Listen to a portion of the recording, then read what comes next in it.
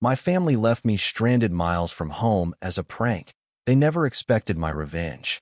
Hey Reddit, I honestly never thought I'd end up writing something like this, but my family just pulled the most insane prank on me, and it sent my whole life spinning.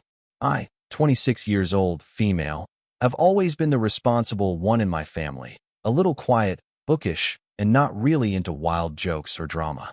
My older brother, Josh, 29 years old, male, and younger sister, Ashley, 22 years old, female, are the opposite.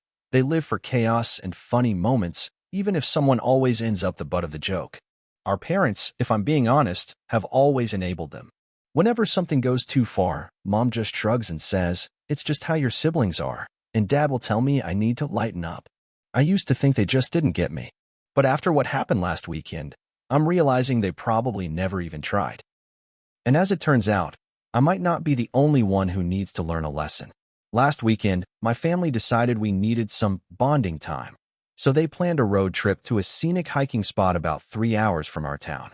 I was skeptical. Family road trips usually meant Josh and Ashley teaming up to roast me for hours while my parents pretended not to notice. But I went along with it, hoping maybe things would be different this time. From the start, the car ride was a nightmare. Josh kept changing the music to awful prank songs. Ashley was Snapchatting everything, usually with an ugly filter on my face, and my parents just laughed along. I tried to tune them out, focusing on the scenery and telling myself it'd be over soon. Little did I know, the real fun hadn't even started yet. We finally arrived at the hiking trailhead, and everyone piled out of the car, already hyped up. Josh announced he'd planned a little adventure, and my parents just smiled, saying it would be good for me to get out of my comfort zone. Something about the way they were all acting set off alarm bells, but I brushed it off. I just wanted to get through the day without drama. As we started walking, I noticed Josh and Ashley whispering and giggling behind my back. At one point, Mom handed me her bag and asked if I'd mind holding onto it, just for a minute, then immediately wandered off with Dad. Soon, the trail forked, and everyone suddenly took off down the left path, leaving me alone holding Mom's bag. When I tried to catch up, I realized I couldn't see them at all. I called out, no answer. Checked my phone, no service.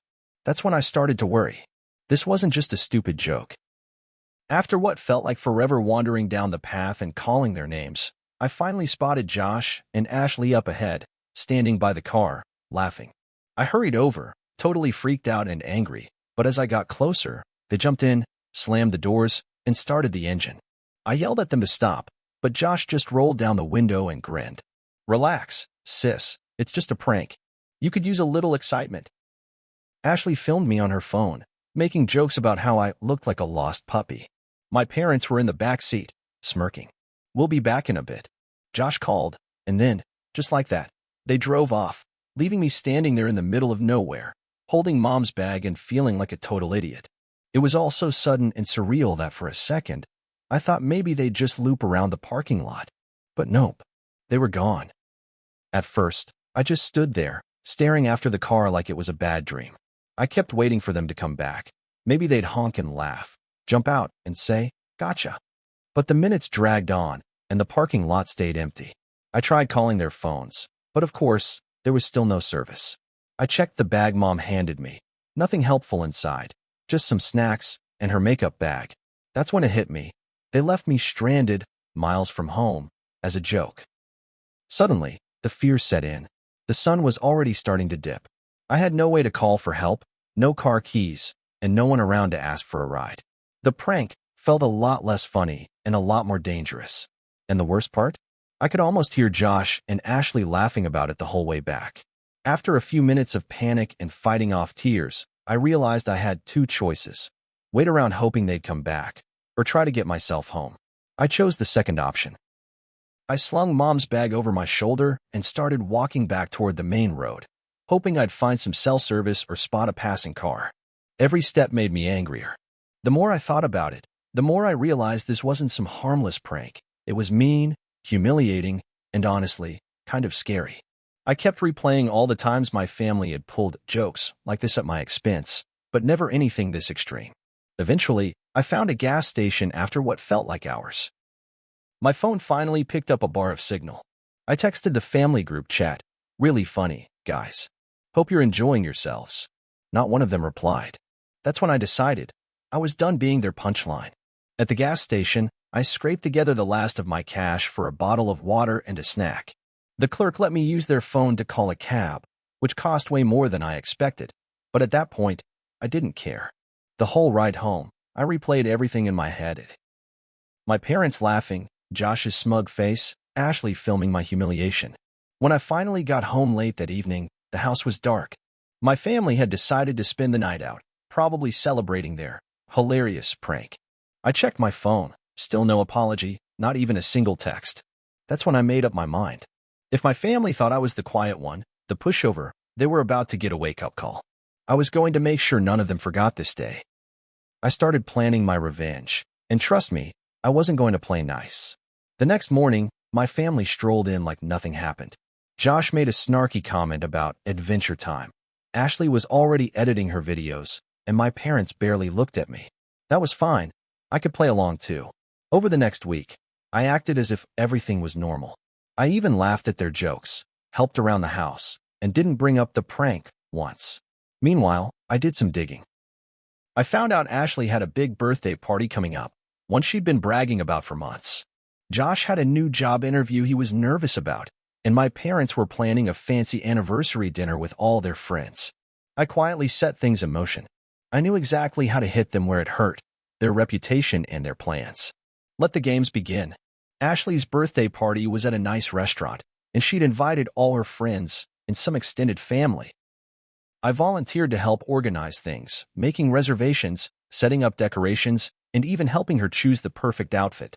She thought I was finally getting over the prank.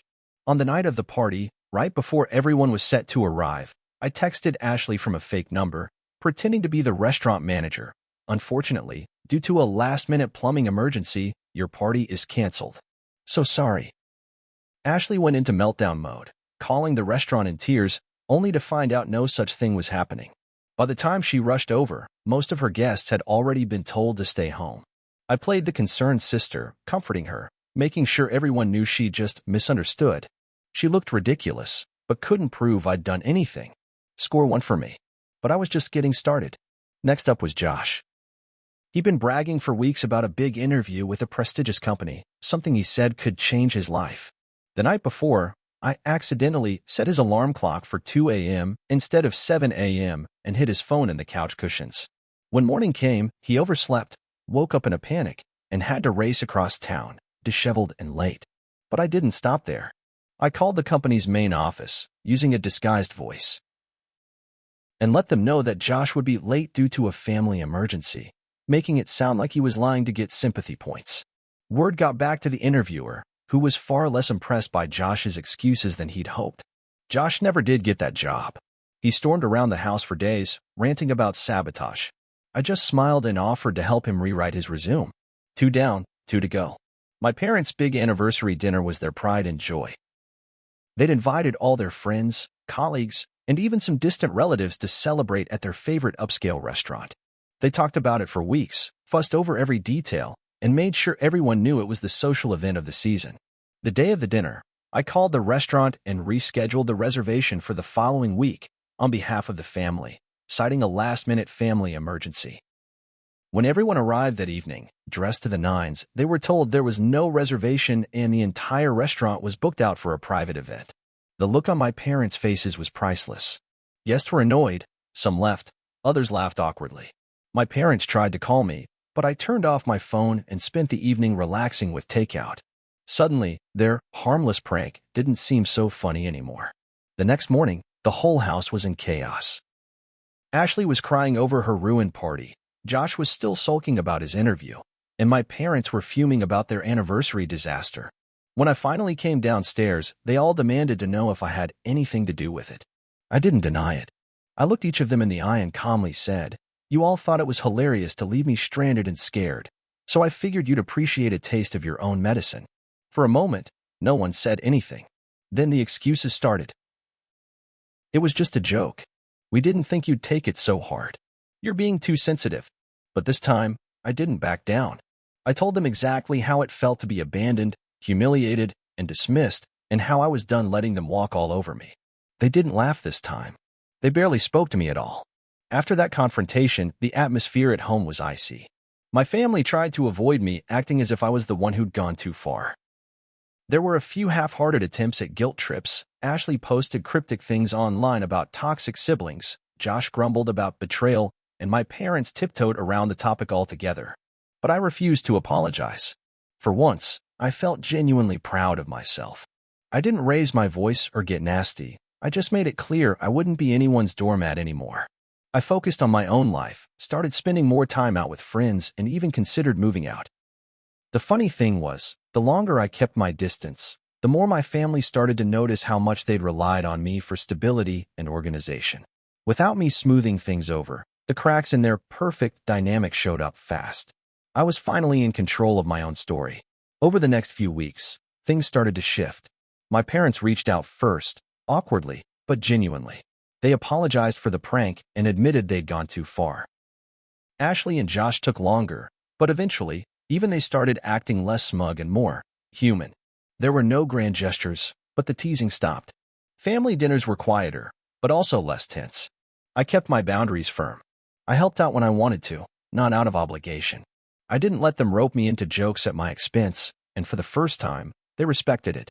I noticed them thinking twice before pulling harmless pranks on anyone else. It wasn't perfect, but the power dynamic had changed, and I was never going back to the way things were. Looking back, I'm honestly grateful for how things turned out.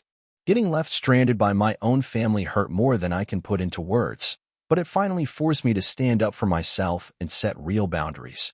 Revenge might not fix everything, but it taught them that their actions have consequences, and it reminded me that I deserve respect. If you're in a family where jokes always seem to be at your expense, don't be afraid to push back. You don't have to play the victim to keep the peace. Sometimes, standing up for yourself is the only way things will ever change.